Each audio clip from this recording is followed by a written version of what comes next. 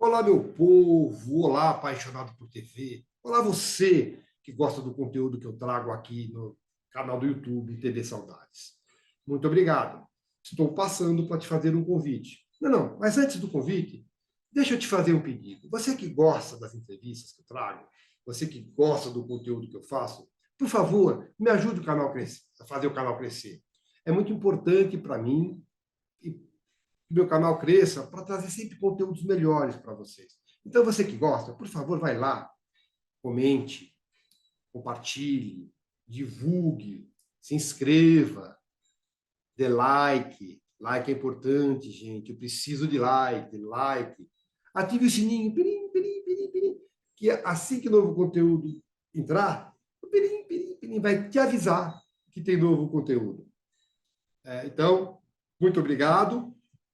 O convite é o seguinte: você que gosta do meu trabalho, você que gosta do TV Saudades, me acompanhe nas outras plataformas que eu tenho. No site www.tvsaudades.com.br, no Instagram, @TV Saudades Oficial, no TikTok, @TV Saudades Oficial, e no Facebook, TV Saudades. Cada um deles faz um trabalho diferente, sempre lembrando a memória da televisão brasileira. Agora eu te convido para assistir a nossa próxima entrevista.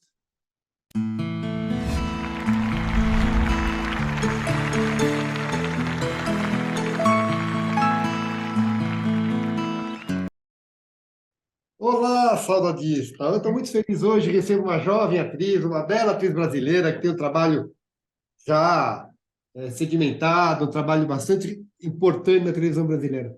Maitê Peragini. Maitê, muito obrigado por ter aceitado o meu convite, viu? Obrigada, que delícia a gente poder falar um pouquinho sobre arte, cultura, televisão e sobre a artesania que é ser uma atriz, né? Então vamos lá. Eu gosto de começar as entrevistas, Maitê, pelo começo. E o começo é te perguntando o seguinte: quando foi que você teve contato com a arte a primeira vez? E imagino que em momento diferente você decidiu que ia ser artista. Quando foi? Esses dois momentos. E qual caminho que você percorreu? Perfeito. Então, a minha conexão com a arte, ela vem da minha alma, ela vem de outras vidas. Então, por conta de ter iniciado a carreira muito jovem, eu comecei a trabalhar com 4 anos de idade, né, com Nossa, publicidade. Então, a minha alma, quando eu acho que eu já estava na Terra, o encantamento com o cinema, com a televisão, com as artes plásticas, com a música, com as artes em geral, né, com a dança, sempre foi algo muito avassalador na minha vida. Então, hoje eu acumulo outras funções como artista, mas naquela época, como uma aprendiz, eu lembro que a televisão brasileira sempre me marcou demais, né? Por mais que eu tenha vindo de uma trajetória teatral, infelizmente não pude ainda, né, me embrenhar muito no cinema, porque a televisão me tragou durante 17 anos com contratos exclusivos, né, na Globo e na Record. A artesania da televisão ela é um amparo industrial que requer, né, muita dedicação. e cada vez Então, mais, né? cada vez mais. E aí, quando eu era criança, eu lembro muito, a minha referência era muito a televisão brasileira.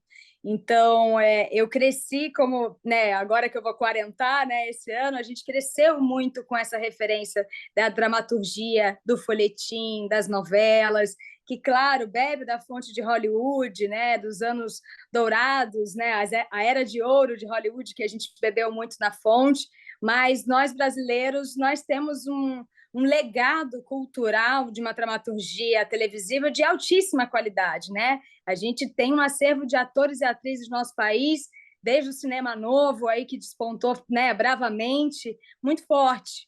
Então essa foi minha referência, mas em artes em geral, a dança sempre foi um encantamento, a música, sempre tive música em casa, pela minha família, e as artes plásticas também. Eu sempre desenhei, sempre gostei de desenhar. Então, minha família, ela não é uma família de artistas, é uma família de empresários, mas eles sempre me estimularam, né, as humanas, as artes dramáticas. Eu escrevia poesia quando era criança, eu lembro que eles me incentivavam também a ler poesia para os amigos. Então, a expressão artística veio com muito suporte e sempre com muito estudo e eu sempre tive apoio. Eu sou privilegiada, né? Todo artista que tem esse apoio da família. É. E a Ganilson, você fez tablado. Sim. Quem foram teus professores? Ó, Cacá Murtê, Fernando Beck, Ricardo Kozovski, quem mais? Aí tem mais trupe, né, dos outros professores que substituem outros, mas esses foram os meus mestres iniciais, vamos dizer assim. E eu iniciei tablado. Tablado, para quem não conhece, né, aqui compartilhando, é uma escola extremamente tradicional no Rio de Janeiro, onde é o celeiro, né, dos grandes atores brasileiros e principalmente cariocas, né, que fizeram sua carreira na televisão brasileira. Então, tablado existe, persiste, resistente até hoje. Maria Clara Machado, que é uma grande dramaturga, infelizmente, né, em memória, e a filha dela, Cacá Murtê, a Cacá, é sobrinho ou a filha? Não me lembro, acho que é da família, né, a Cacá. Ela Tem o Damião, que também foi de lá, o Dedé, a Luísa Cardoso deu aula lá, muita gente, né? Por isso que eu te muita perguntei quem são. gente. E eu iniciei o teatro lá, com 13 anos de idade. Agora, você me falou que você era ficcionada de TV. Você tinha ídolos? Quem eram os teus ídolos assim? Ai, eu sempre tive grandes ídolos e continuo tendo, né? Eu tive o privilégio de trabalhar com a minha musa amor, que é a Glória Pires, né? Eu lembro, menina, ainda vendo Mulheres de Areia, e eu li a biografia da Glória, e quando eu descobri que ela tinha um bebê pequeno interpretando a vilã e a mocinha, que é o grande, né? Uma das maiores interpretações da dramaturgia, né? Do folhetim. Ela estava com um bebê pequeno, amamentando, onde naquela época não tinha aparo tecnológico para você, né, poder revisitar e fazer essa questão da duplicidade desse ator, né? A gente está falando, nem lembro, né, qual era a década disso. Ela era muito jovem, eu também era uma criança. Então, a Glória, esse daqui, esse cartaz aqui acima, ó, se chama Mise-en-Scène Artesania do Artista. Vou aproveitar, deixa, É, e convidar é uma peça sua, né? Você é a autora, inclusive, né? esse é o meu argumento. Esse é um documentário que está na Globoplay, que eu pude convidar a maravilhosa Glória Pires e tive a oportunidade de dirigir a voice-over dela. É um documentário que está disponível na Globoplay chamado Mise-en-Scène Artesania do Artista.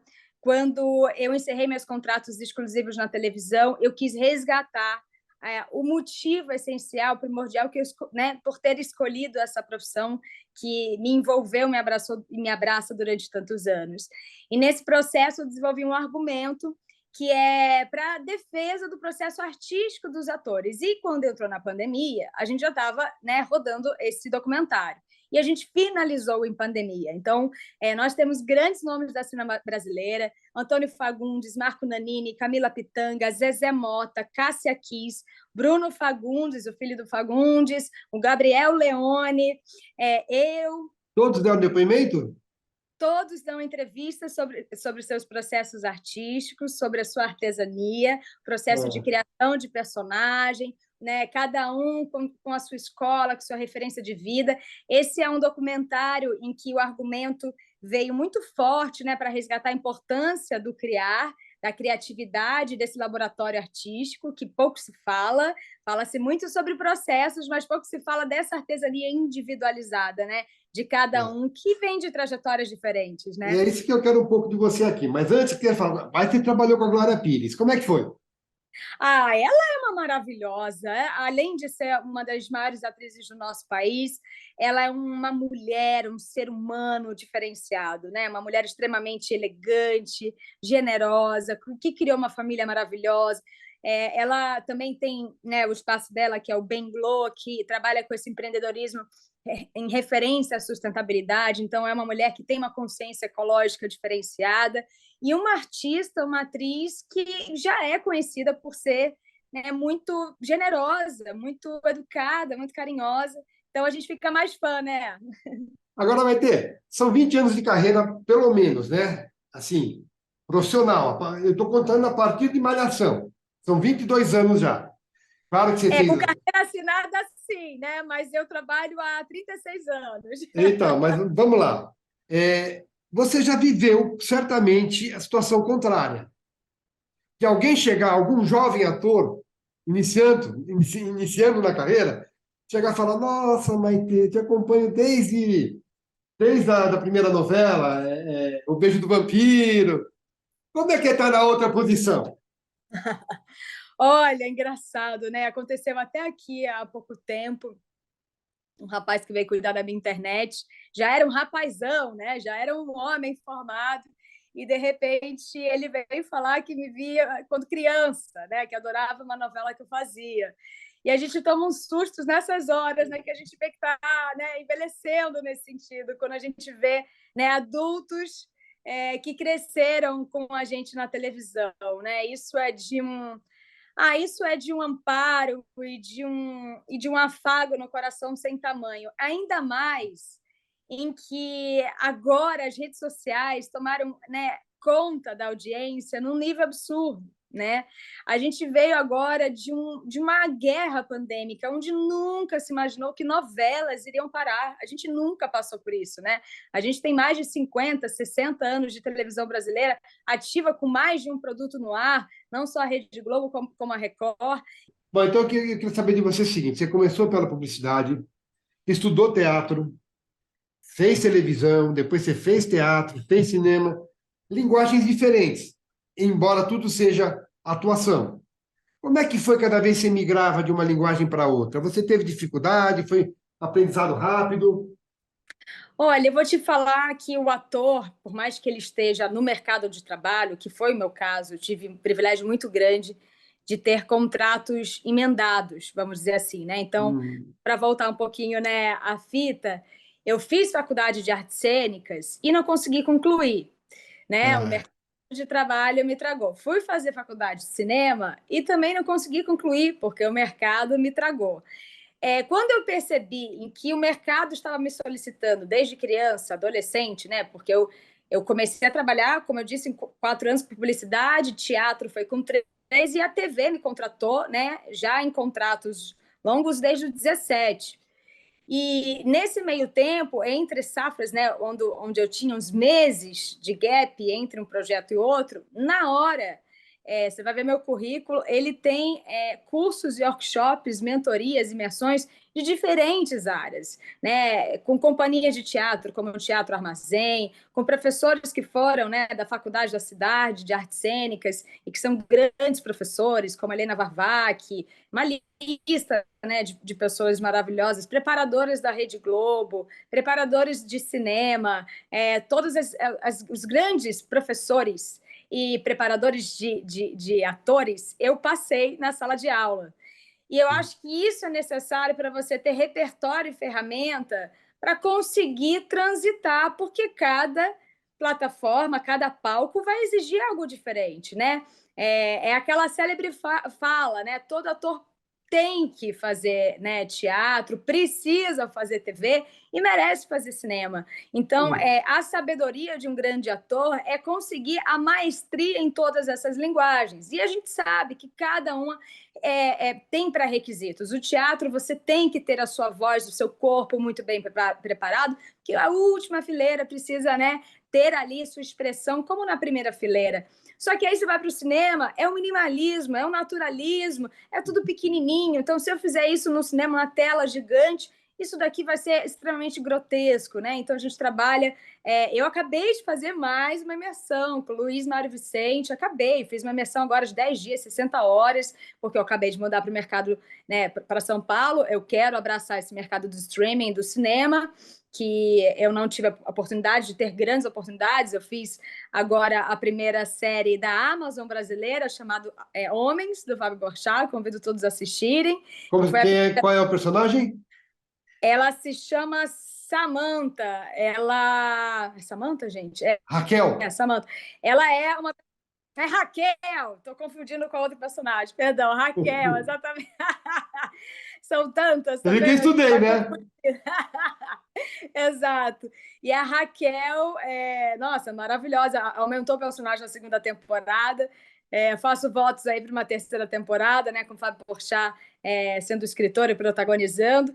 E aí já vai para outra, né, outra linguagem que, além dos palcos e telas, é a questão do gênero. Então, poder transitar do drama, que é uma linguagem, requer uma disponibilidade emocional diferente da comédia, que é outro timing, outro tempo, outra agilidade e outra inteligência emocional em cena, ou também o folhetim, que é o grande dramaturgia, né, um pouco mais melodramático, que requer que a atriz, a mocinha a protagonista, chore 30 cenas por dia, e você já não aguenta mais chorar, você tem que chorar, né, porque é exigido naquela indústria. Então, e o teatro, né? Você tem que estar com o corpo muito ativo e preparado, muito saudável, né? Muito atento. Então, são estímulos diferentes para isso. Tem escolas, preparadores, professores, companhias, né, diferentes para você ir criando o seu próprio acervo pessoal, né?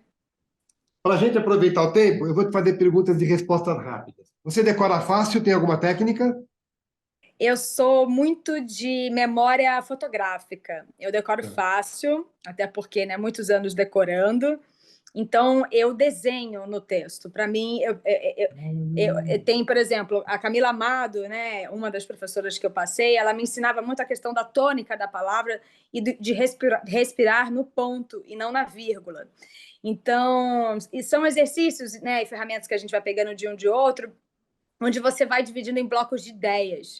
Então, o meu texto ele é todo programado, primeiro pela curva emocional né, do personagem, que requer você entender, né, porque a gente grava fora de ordem, então você tem que saber, né, de onde veio, para onde É uma vai. questão, essa é outra questão da linguagem, né? Exato, porque você não grava na ordem, né?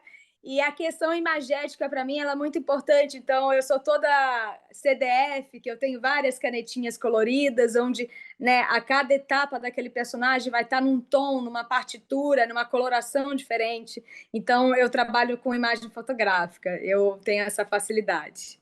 E no audiovisual, você gosta de se ver? Ou você é severa, você é rígida com você? Eu sou super rígida comigo, mas eu me amo muito e eu acredito muito na artista que eu sou. Então, eu não sou carrasca, eu sou eu sou a bela crítica construtiva que eu acredito que é assim que deva ser, né? Eu acho que há espaço para tudo, mas não adianta a gente ficar achando tudo ruim. Ao mesmo tempo, por exemplo, hoje, a minha atriz de hoje, quando eu vou rever minhas cenas de novela, eu já não mais me identifico com aquela linguagem. Hoje eu Hum. quero fazer mais cinema, eu quero fazer mais série do que novela, por exemplo. Amo novela, mas a linguagem, né, novelesca já não é a linguagem que hoje eu, como espectadora e também como curadora, né, do canal Like, que é um canal que eu apresento sobre cinema, não é uma linguagem que me emociona mais. Isso foi da minha atriz de 10 anos atrás, sabe assim? Então, Eu tenho tanta é, coisa para te perguntar, mas vamos lá. Primeiro, você está falando da novela. Como é que você vê o futuro do gênero? Você acha que o gênero tá agonizante? Tá, eu acredito que a gente está numa transição de linguagem muito importante, como foi com o cinema, né? A gente saiu do cinema mudo para o cinema falado, a gente saiu do branco e preto para o colorido, a gente saiu da radionovela, né? A relação da novela brasileira começou com a radionovela. A gente bebeu muito dessa fonte da palavra, né? Do ator da palavra, essa questão da referência. Quando a gente vai para a televisão brasileira, primeiro, não tinha a quantidade de conteúdo que a gente tinha hoje, né? O próprio cinema, para chegar até o Brasil, foi devagarzinho, né? Ainda né? É um lugar de curadoria que, para chegar ao grande centro mainstream, né, nos cinemas, é uma indústria que o filme arte ele está lá preso, né, nos festivais internacionais. Muito hoje mudou tudo. Então, a gente tem uma MUBI da vida, a gente tem, né, plataformas de streaming de uma curadoria de filme e arte, que a gente tem acesso a um acervo que a gente jamais teve na nossa vida, jamais teria há 3 anos atrás, né? Então, acho que a Covid, ela veio como um facilitador da democratização da arte. E o que isso acontece? O espectador, que antes estava acostumado com uma linguagem específica, mais melodramática, que a gente é muito parecido também com o drama mexicano, né? A questão hispânica por si só, né? A nossa né, fervura, tanto pela Espanha quanto pela América Latina, ela é cultural. A gente tem um modo de retratar e vivenciar nossa vida, nossa cultura, que é diferente dos outros polos. Então, quando a gente chega e democratiza o conteúdo, e a gente começa a ter acesso a projetos da Dinamarca, projetos da Rússia, a projetos de outros lugares que a gente não tinha tanto acesso, a gente começa a entrar com esse olhar do pente fino, uma curadoria mais especial. O espectador ele está cada vez mais crítico, porque cada vez mais ele tem acesso a produtos, a filmes, séries de qualidade. Com isso, a linguagem televisiva e principalmente o tempo que é experienciado numa novela não cabe mais na era contemporânea, onde a rede social veio muito forte, onde a gente tem acesso a milhões de séries maravilhosas. Então, a novela, ela já morreu. Desculpa, eu vou ser um pouco revolucionária. Acho que é a primeira vez que eu falo isso. A novela morreu. E ela vai ter que se revisitar, porque o público, grande público, não está mais vendo novela. E se os executivos da Globo, da Record, não entenderem que precisa mudar a diagramação, a cronologia de um projeto, né, dramatúrgico, não dá mais para você ter uma história durante tanto tempo. Você tem que ter temporadas dessa história, como acontece em séries. Começo, meio e fim. Né? Existe uma fragmentação da história, onde, se for de qualidade, com um bom elenco, uma boa direção, uma boa história a ser contada, sim, o público vai emendar em temporadas. Mas a novela... E disponibilizar para ser visto em qualquer horário também, né? Exato. Bom, vamos lá, vamos lá. Você falou que você tem um canal que você apresenta. Você apresentou o TV Globinho. A pergunta que eu quero te fazer é a seguinte: é a Maitê apresentando ou são personagens que a Maitê cria para apresentar o personagem, o programa? Olha, vou te dizer, vou fazer o paralelo, tá? Lá atrás, quando eu apresentava a TV Globinho, eu tinha, em média, 19 anos. 18, 19 anos. Apresentei 2 anos TV Globinho. E eu ficava nervosa cada vez que eu entrava naquele estúdio. Meu coração palpitava, porque eu não tinha a proteção de nenhum personagem. Era eu e Deus, e aquele TP, e aquele estúdio escuro, né, enorme, em que eu tinha que lidar com o teleprompter, ou seja, uma leitura ativa, carismática, e que eu tinha um conteúdo que eu tinha que vender como o melhor do mundo e atrair a atenção daquele espectador infantil, sendo que eu era praticamente uma criança. 20 anos depois, né, nessa trajetória, eu já mulher, já mãe, venho, né, eu ajudei a fundar esse canal, o canal Like, a história é muito bonita, eu estava na Record ainda, Marco Altberg, Janine Brandão e a Karen, que são os donos do canal, eles me chamaram para uma reunião, me viram no teatro, conheciam o meu trabalho e vieram com esse projeto de um piloto, que era um canal, que é o canal Like, canal 530 da Claro Net TV, que é um canal de curadoria, que é um canal de passagem que a gente brinca. São programas curtos, rápidos, em que a gente dá mastigado para o espectador, como você também, o que há de melhor na programação dos streamings, né? Tanto o lançamento de séries, todos os gêneros, né? Documentais, ficções, reality shows, tudo que tem de qualidade na televisão, nos streamings, a gente dá um resumo, vamos dizer ali, e também mostrando um pouco desse trailer. Lá atrás, há 5 anos atrás, eu estava na Record, então aconteceu essa possibilidade de eu abraçar esse projeto, porque eu realmente queria me reinventar como artista e descobrir novas habilidades. Então, hoje, o que eu posso dizer para você é que é 100% Maitê. Ali, no início, um retalho, porque eu quis dar uma pausa na minha atriz. Chegou um momento que eu falei, não sei mais quem eu sou. Eu sou um bando de retalho de um monte de personagens que me atravessaram. Eu cresci na televisão, eu cresci no ar, eu casei, eu separei, eu tive filho, eu virei menina, eu virei mulher, eu virei mãe aos olhos dos outros. Eu não quero mais, eu quero olhar para mim agora. Foi daí que surgiu a mise-en-scène e foi daí que surgiu esse trabalho que hoje, né, eu amo de paixão, descobri uma nova vocação, uma habilidade que é apresentar e também produzir, né? E também empreender, e também estudar outras coisas que hoje eu tenho como repertório de vida.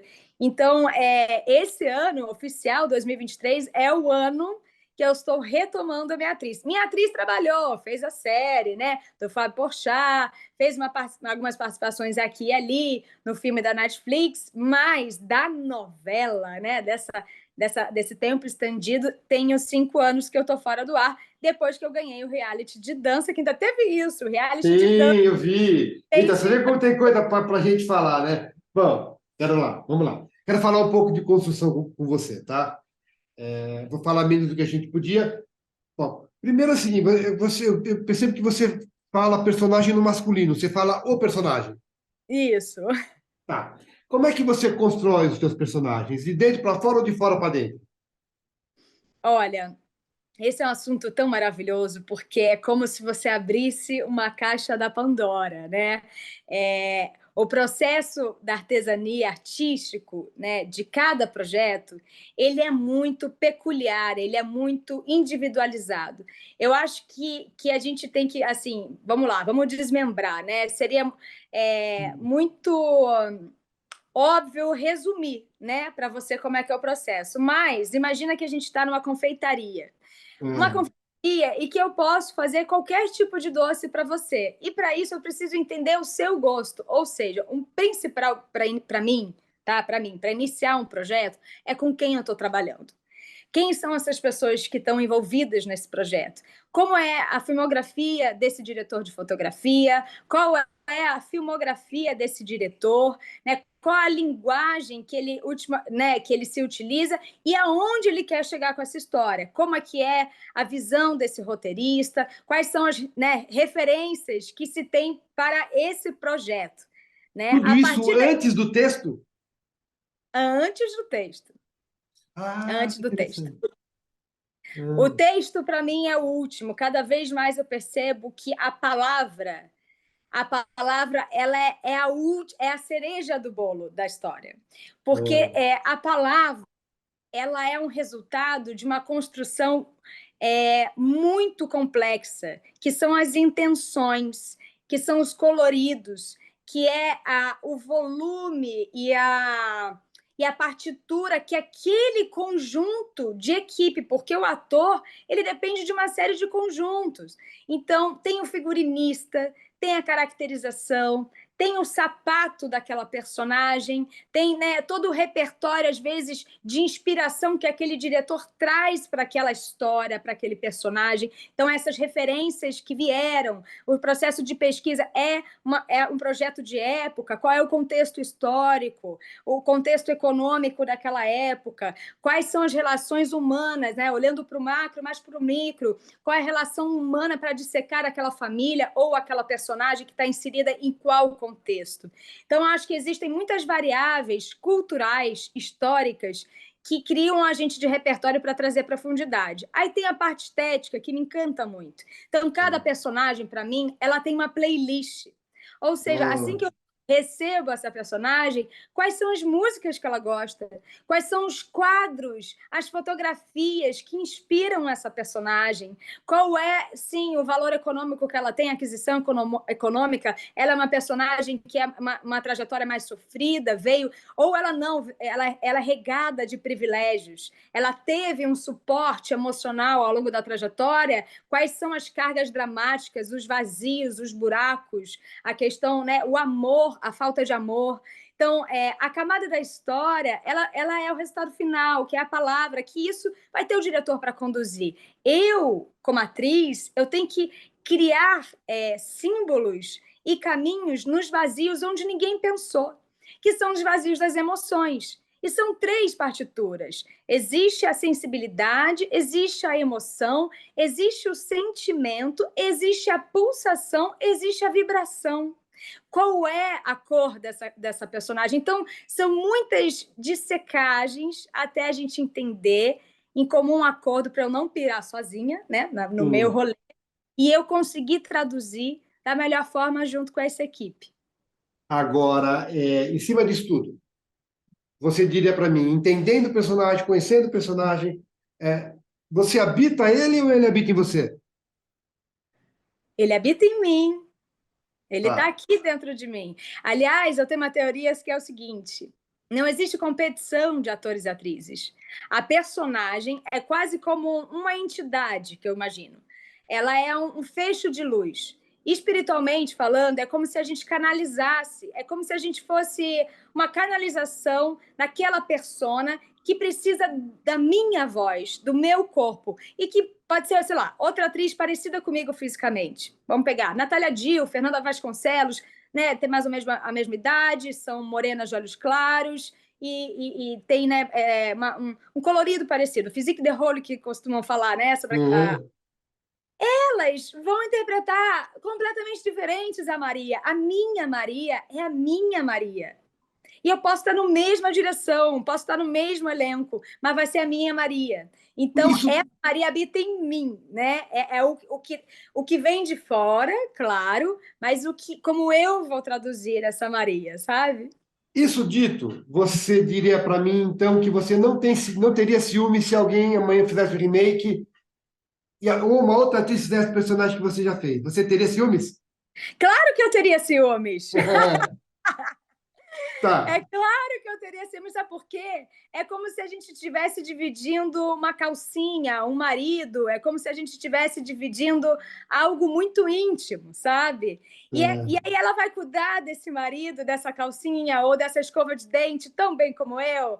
Então, óbvio, se Mas você ela vai torcer para que cuide bem. ela é É. parte de mim, é que nem uma filha. Ou Se eu aquela entrego coisa assim, então, tomara que ela não faça tão bem quanto eu, porque. Não, não, pelo contrário, não tem tão bem quanto eu.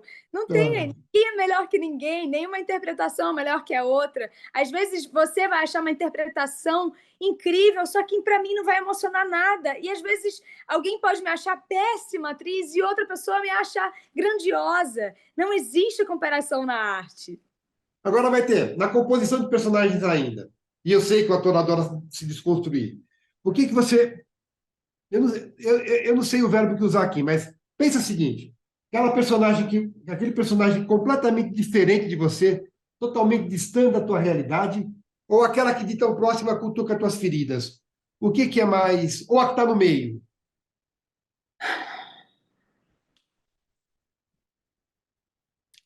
Os dois, olha só, vou ser bem sincera contigo.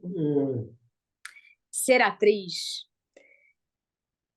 acho que eu nunca falei isso, mas é ter coragem de colocar suas vísceras para fora.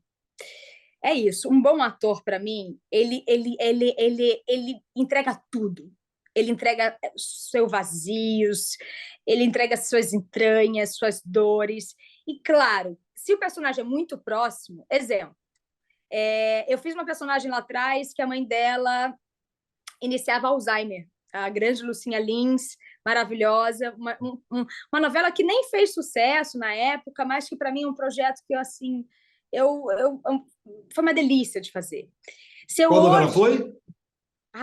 essa novela tem uns 7 anos, talvez, não sei, tem que ver, já tem um bom tempo. É, essa personagem, a minha personagem, a Renata, Vitória, novela Vitória. e exatamente, novela Vitória. A minha personagem, Renata, que o Claudinho Gabriel era meu marido, né, 9 Claudinho? anos, 9 anos. Jesus, você passa rápido. O Claudinho fazia meu marido. E, aliás, o Cláudio Gabriel, né, um dos maiores atores do nosso país. Quero mandar um beijo para ele. Eu sei que ele passou por aqui, fez uma entrevista maravilhosa com você, me falou muito bem da conversa. Então, Claudinho, um beijo, meu amor, meu grande amigo. Então, assim, nessa novela, naquela época, eu não tinha repertório, porque eu não tinha tido contato com Alzheimer. Tá. E foi um grande desafio, porque eu tive que estudar o Alzheimer, fui ver, né, ver filmes, né, sobre o Alzheimer. Tem Adeus Alice, que é um livro que foi inspirado, né, que a partir desse livro foi inspirado o filme com uma grande atriz, a Julianne Moore, que eu amo de paixão, que interpreta, né? Então fui ter ferramentas para tentar compreender esse universo dramático do Alzheimer. Naquela época foi super difícil, foi lindo, eu adorei o resultado, né? Foi uma condução muito maravilhosa, a química maravilhosa com os atores e foi extremamente desafiador emocionalmente falando. E se hoje essa personagem viesse na minha vida, ela ia ter outro peso, talvez mais leve ou talvez mais pesado, porque o meu pai hoje está com Alzheimer. Então, o que seria mais fácil, né? A gente às vezes acha que o que está mais próximo é mais fácil, né? Porque a gente já está ali, a gente já sabe, só que às vezes é o oposto. Mas Às pode vezes ser catártico também, pode ser terapêutico também. pode também ser uma grande cura, porque a arte é cura. Interpretar, na Grécia Antiga, nós éramos conhecidos como sacerdotes da cura. O poder da palavra do teatro grego, quando íamos ao teatro, ao panteão, nós éramos curadores, né? A palavra ela tinha um processo curativo, e é o que eu acredito até hoje. A arte, a palavra, a poesia, todas as formas, as expressões artísticas, elas servem para a gente olhar para as nossas entranhas com identificação ou repulsão, com aprendizado ou rejeição, lidar com o diferente, né? Com as histórias, com narrativas e emoções diferentes. Então, não existe mais fácil ou mais difícil. Às vezes, o que está perto da gente é super complexo, às vezes o que está longe da gente é super desafiador. Eu acredito que depende das pessoas que você está trabalhando. Eu acho que isso tem mais peso do que pelo desafio proposto. É o time que está junto para ter aquele resultado que é tanto almejado, sabe? Agora, Maite, estar em cena precisa só técnica ou tem que se emocionar? Precisa do balanço dos dois. Eu acredito que digamos que 60% emoção e 40% técnica. Mas precisa se emocionar. Tá. Então vamos imaginar o seguinte: que haja dentro de você uma estante com diversas prateleiras onde você coloque os personagens. Eles vão estar em prateleiras separadas ou eles vão estar na mesma prateleira? Separadas, cada um numa prateleira, e às vezes não vai estar nem na prateleira, vai estar no sótão, vai estar no porão. Depois daquele projeto, às vezes você quer arquivar ele e nunca mais olhar, ou Pois não, é. ou está com prêmios, ou vai estar num lugar afetivo próximo. Pois você quer saber, acaba o trabalho. Quando você tá trabalhando, você fica meses em cartaz, você fica meses gravando, meses filmando. Acaba o trabalho, fechou a cortina, pá. Qual a sensação? Luto, alívio, vazio, dever cumprido, uma mescla de tudo isso. É uma mescla de tudo isso. Como eu falei, eu sou muito a favor da gente falar sobre o coletivo. Com esses anos todos da minha profissão, eu descobri que sucesso é algo que inventaram. Alguém inventou, algum executivo, alguém que mensura isso em números, em cifras, definiu o que é sucesso. Sucesso para gente, para mim especialmente, ele é o processo. Ou seja, às vezes não tem um resultado almejado, às vezes não tem grande público atingido, mas tem um processo de vivência, de experimentação daquele projeto que é um bálsamo, que é de uma convivência maravilhosa, que é de uma generosidade, de um estímulo criativo, de um lugar gostoso de se trabalhar. E, às vezes, você vai ver resultados de sucesso ali, né? De Ibope, resultado financeiro, a porra toda, que você vai falar, gente, essas pessoas elas estão muito felizes, elas estão com muito sucesso. E às vezes é um inferno aquele trabalho, as pessoas são péssimas, as pessoas são zero generosas, as pessoas mal educadas, pessoas grosseiras, estressadas, desrespeitosas.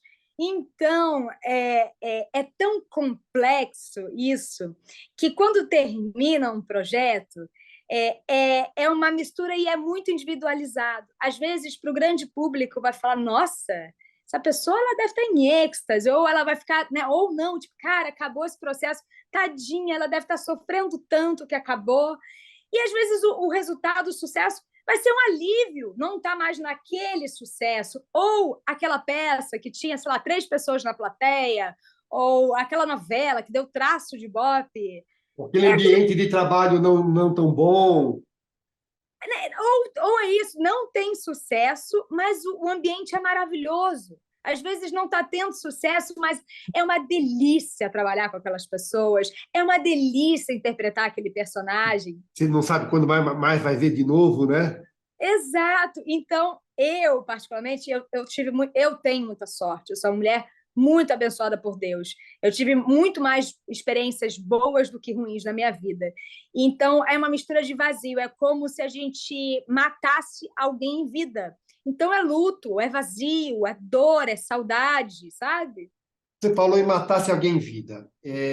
Já morreu em cena? Já. Qual é a sensação? Gravar ou fazer a morte do personagem faz pensar na própria finitude? Faz. Ainda mais quando você é assassinada. E você tem medo da morte? Não, não. Você já matou também em cena? Já. É melhor matar ou morrer? Oi? É melhor matar ou morrer? Melhor morrer. Ah, é? Porque matar se não continua na trama? Ai, mas matar tem um fardo, né? A mulher Maitê Piragibe tem alguma restrição para atriz? Alguma coisa que você não se permitiria fazer como atriz? Eu sempre falo, claro, Maitê, de trabalhos sérios. Você tem alguma coisa que você não faria? Ou que Sim, você já fez e não faria? Me diz. sim. Eu nunca estaria em qualquer lugar, em qualquer trabalho, onde eu me sentisse vulnerável com a questão da minha integridade física e emocional. Então, personagens que eu possa me sentir violentada ou correr o risco de ser violentada, eu não estaria me colocando ao meu corpo em sacrifício. O meu corpo é sagrado e eu só trabalharia com pessoas ou faria cenas em que eu sentisse segurança da minha integridade física e moral. Então, assim, em algumas situações você exigiria dublê. Sem dúvida alguma. É, tá. Eu tinha tanta coisa para te falar, mas nosso tempo está acabando e eu te prometi, né? Eu só quero saber, fazer as três perguntas finais. É, primeiro, a comédia e a vilã. Você faz as duas? Como que é? Você é boa de comédia? Você é boa de vilã? Olha só, eu acho um desafio tudo. Eu acho que um ator, só quem realmente nasceu com dom, né, que já tem a comédia em si, né? O comediante normalmente ele traz a comédia na sua vida, no dia a dia. Eu me sinto, eu sei que eu sou uma pessoa engraçada, eu consigo fazer os outros rirem, mas eu não tenho habilidades técnicas, talvez. Então, a minha comédia, por exemplo, e a comédia que eu me divirto, né, que eu gosto como espectadora, é comédia de situação. Não Você fazer. trabalhou com o Renato Aragão, né? Sim, foi a primeira participação. Não. É. Então, a comédia de situação, para mim, é o que me encanta, né? Eu não sou, eu não teria habilidade, talvez, para fazer um stand-up comedy, né? Ou para estar numa situação de comédia pastelão, que é um tipo de comédia que eu não me identifico, né? Mas respeito essa linguagem. E o drama é a linguagem que eu vou dizer que eu tenho mais domínio e Tá. mais experiência, mas também é algo muito difícil, muito complexo. E vilãs é uma cartela que eu só consegui ter a oportunidade depois dos meus 30 anos, nos primeiros anos da minha carreira, né, Qual na é a tua televisão. vilã? A vilã, eu fiz a Donana de Pecado Capital, a Jéssica da Terra Prometida. Então, eu não tive muitas oportunidades com a vilã, porque a mocinha ela estava tragada no meu corpo, Pecado que desde mortal. Pecado mortal, isso. É. Você falou E pecado capital. Ai, desculpa, pecado mortal. Tá vendo, gente? Tá ficando velha, vai esquecendo, vai confundindo tudo. E as mocinhas, elas tiveram muito espaço no meu currículo. Então, as pessoas, os diretores, a própria televisão, ela me catalogava muito como mocinha, que eu sempre tive muita facilidade em chorar em cena. E é difícil chorar em cena, não é fácil ter 30 cenas por dia, você chorar em todas elas. E minhas lágrimas pulam quando há necessidade. Então, durante muito tempo, essa foi o requisito. Então, a vilania veio um pouco tardia para mim. Mas a vilã é sedutora, né? Gente, a vilã é uma licença poética em vida que você pode jogar todas aquelas amarguras, mas tem consequências físicas. Por quê? Eu sou uma atriz visceral. O corpo, eu tenho uma teoria que eu só descobri depois que eu fiz uma vilã. O nosso corpo é o seguinte: quando você faz uma cena de raiva, de vingança, uma cena que você está amargurada, mal amada, que você está com ódio, né? E vilã, ela tem muito ódio, né? Ela está com raiva, ela tá pé da vida com aquela situação e fica remoendo. Meu amor, passa o primeiro mês, o segundo mês, o terceiro mês, o quarto mês, um ano daquela raiva.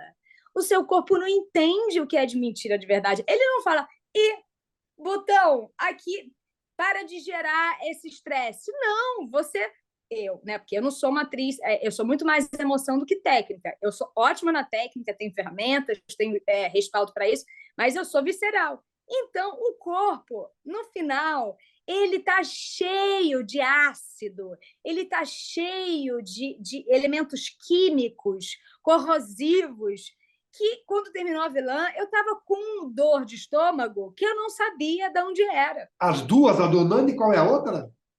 A Jéssica da Terra Prometida. Qual que Eu era estava. pior? Qual que era mais ruim? Cara, as duas eram bem ruins, as duas. Mas é porque assim, a minha participação em Pecado Mortal, eu fiz a participação no primeiro capítulo e passei o bastão para a Jussara Freire. Então foi aquela Ah, participação maravilhosa, minha querida Jussara. que eu amo. Então foi aquela introdução ali, né, da novela para ela poder, né? Então eu fiz uma participação nos primeiros E capítulos. é difícil esse tipo de trabalho, né? Você passar para outro ator. Você vê, tem tanta coisa para falar com você. A gente marca mais, é tanta Não. história, né? Então, vou fazer as duas perguntas finais, que eu me preocupo com o teu tempo e eu quero aquele que eu te pedi. Tivesse você não sido atriz, tivesse você escolhido outra trajetória profissional, você seria uma pessoa diferente hoje? Não seria eu. Seria Maite Piragibe do mesmo jeito. Não seria eu. Eu sou o Maite acúmulo de Bernardes todas as. Rodrigues Piragibe. Mas eu sou o acúmulo de todas as personagens que eu dei vida. Se eu não tivesse sido atriz, se eu tivesse lá, eu ainda quero ser diretora, ou fotógrafa, ou poetisa, eu ainda vou trabalhar com muita coisa, se Deus quiser. Mas se eu não fosse atriz, faltaria coisas. Então, Maite, aí você falou para mim, eu não seria eu. E eu te pergunto, com pergunta final, já te agradecendo, já te convidando para o próximo, para a gente continuar esse bate-papo aqui. Você disse que não seria você. Agora me fale com os olhos da generosidade, não com aqueles olhos críticos que você. Quem é você? Quem é Maite Peragini? Olha, eu vou ser brutalmente honesta com você, tá? Eu vou fazer 40 anos esse ano. E eu tive Dezembro, dezembro. E eu tive que sair. sagitariana. Isso, eu tive que sair um pouco de cena, como eu te falei anteriormente, para pegar um pouquinho esses caquinhos, né? Que a atriz ela vai deixando quase que fragmentos, né? Eu vou absorvendo fragmentos, né, histórias, vivendo essas dores, esses amores, contando isso tudo, e eu vou deixando um pouco de mim também, né? Porque para entrar há uma há um atravessamento, há uma simbiose, né? Há uma mistura. Então, hoje, a Maitê que eu me tornei, a mãe, a filha, a amiga, a dona de casa, a empreendedora, enfim, a cidadã, a mulher Maitê Bernardes Rodrigues Piragibe, hoje eu agradeço a arte, e eu falo, eu fico extremamente emocionada, porque eu sou uma pessoa completamente apaixonada pela arte e todas as nossas capacidades de expressão, todas elas. E a arte, para mim, sou eu. Né? Há pouco tempo, até nesse curso que eu fiz, indagaram se televisão era arte. Né? Veio aquele papo chato de, né, botar o artista de televisão como se não fosse um artista genuíno ou um artista, né, um artista, como a gente gosta de chamar. E quando eu fui fazer esse documentário, eu fui resgatar um pouco isso, quem eu era. E eu ainda estou descobrindo. Eu sei hoje, eu sei de todos os meus defeitos, meus vazios, minhas carências, minhas limitações, minhas frustrações, minhas dores. E o mais lindo disso tudo é descobrir ser humano. E a gente se cura pela arte, e aí vem a nossa potência, né? E aí eu descobri também ao longo que todos nós somos artistas. A Lu, que trabalha aqui em casa, é artista, você é artista, meu pai, minha filha, porque a arte em pandemia, ela provou que sem ela a gente não vive. Sem a arte, a gente não sobrevive. A gente pode até, né, comer, né, transar, que mais? A gente pode comer, transar e, sei lá, arrumar a casa, limpar. Mas o que nos torna especiais, nos tornam únicos, todos nós, é o nosso repertório. É o que a gente lê, é o que a gente ouve, é o que a gente vê, é o que a gente experiencia. E isso é arte. Então, o que eu posso dizer é que eu sou uma mulher extremamente sensível, com milhões de qualidades, milhões de defeitos, e eu tenho consciência, né, com muita terapia de todas elas, porque no final das contas, o que eu quero, né, na minha essência, no meu ser, é continuar sendo um canal de arte, independente para quem, onde, como, com quem. O valor, sabe? Não é sobre isso. Então, a Maitê, ela é complexa. Essa resposta eu demoraria talvez uma vida inteira para te responder. E eu posso dizer que comigo foi transparente, acessível, simpática. Vou te chamar outra vez e quero dizer também que tenho que o teu sorriso ele é expressivo. E eu gostei muito, espero que você tenha gostado também. Mas eu vou te chamar de novo, porque está me devendo ó, muita coisa, tá bom? Combinadíssimo, me chama, minha casa é sua casa, estou aqui, né, do lado do cartaz, assistam Mise-en-Scène Artesania do Artista, que está na Globoplay, assistam o canal Like, obrigada pelo convite, falar sobre processo artístico, sobre arte, sobre ator, sobre atriz, né, virou meu manifesto de vida, é minha paixão, então sempre que você precisar, se tem meu telefone, é só me chamar que a gente marca e a gente volta aqui para conversar. Muito obrigado pelo teu carinho. Um Obrigada a beijão. você. Beijo.